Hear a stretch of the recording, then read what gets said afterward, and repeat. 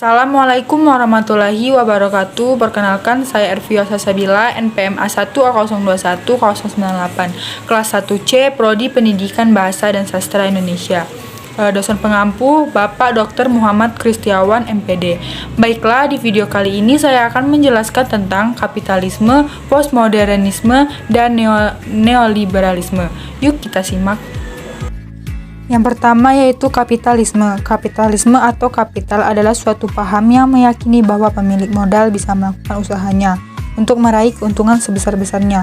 Beberapa ahli mendefinisikan kapitalisme sebagai sebuah sistem yang mulai berlaku di Eropa pada abad ke-16 hingga abad ke-19, yaitu pada masa perkembangan perbankan komersial Eropa di mana sekelompok individu maupun kelompok dapat bertindak sebagai satu badan tertentu yang dapat mampu melakukan perdagangan benda milik pribadi, terutama barang modal seperti tanah dan manusia, guna proses perubahan dari barang modal ke barang jadi. Kapitalisme memiliki sejarah yang panjang, yaitu sejak ditemukannya sistem perniagaan yang dilakukan oleh pihak swasta di Eropa. Hal ini dikenal dengan sebutan Gulit sebagai cikal bakal kapitalisme.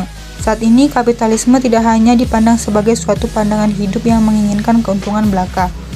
Peleburan kapitalisme dengan sosialisme tanpa adanya pengubahan menjadikan kapitalisme lebih lunak daripada 2 atau 3 abad yang lalu.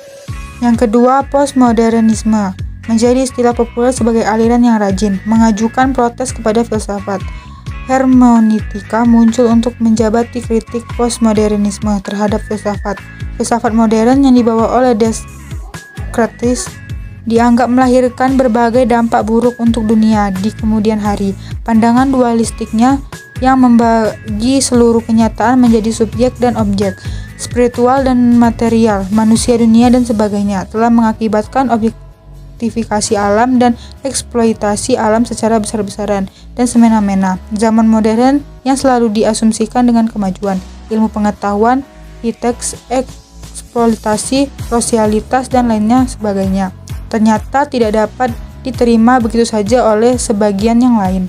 Istilah postmodernisme dipopulerkan oleh para seniman, penulis, dan kritikus sastra yang menunjukkan sebuah gerakan yang menolak modernisme berhenti dalam birokrasi. Dalam bidang filsafat, postmodernisasi berarti kritik-kritik filosofis atas gambar dunia, epistemologi, dan ideologi-ideologi modern. Dengan kata lain, istilah postmodernisme di bidang filsafat menunjukkan pada segala bentuk refleksi kritik atas paradigma modern dan metafisika pada umumnya.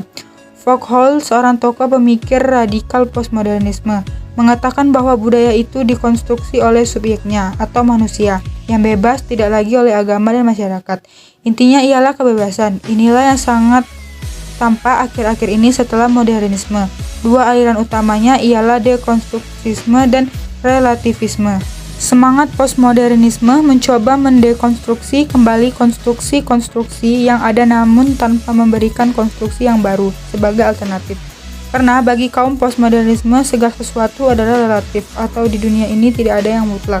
Suatu konstruksi atau baik konstruksi pemikiran akan terus dipertanyakan tentang kebenarannya dan bisa berubah-ubah setiap saat karena mustahil menemukan kebenaran yang hakiki.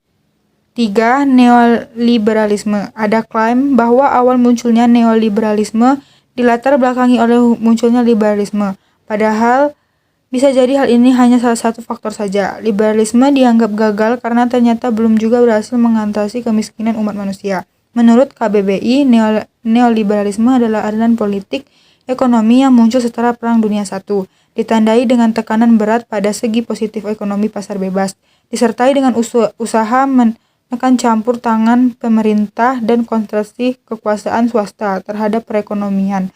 Dalam buku A Brief History of Neoliberalism, David Harvey 2005 mengatakan neoliberalisme adalah paham yang menekankan jaminan terhadap kemerdekaan dan kebebasan individu melalui pasar bebas, perdagangan bebas, dan penghormatan terhadap sistem kepemilikan pribadi. Sedangkan menurut Harvey 2005, neoliberalisme merupakan proyek politik sebagai obat penawar terhadap ancaman yang dihadapi oleh tatanan sosial kapitalisme dan penyakit yang dideritanya. dalam kehidupan bernegara. Pandangan neoliberalisme ini memberikan pengaruh besar dalam melihat hubungan antara negara-negara pasar publik. Di kasus neoliberalisme menuntut kinerja dan kepentingan pasar sebagai satu-satunya tolak ukur dalam menilai kebijakan yang digulirkan oleh pemerintah. Akibatnya negara tidak memiliki wewenang apapun untuk mengontrol dan mencampuri pasar bebas. Baiklah teman-teman, itulah penjelasan dari saya tentang kapitalisme, postmodernisme, dan neoliberalisme. Semoga bermanfaat bagi kita semua. Saya akhiri, wassalamualaikum warahmatullahi wabarakatuh.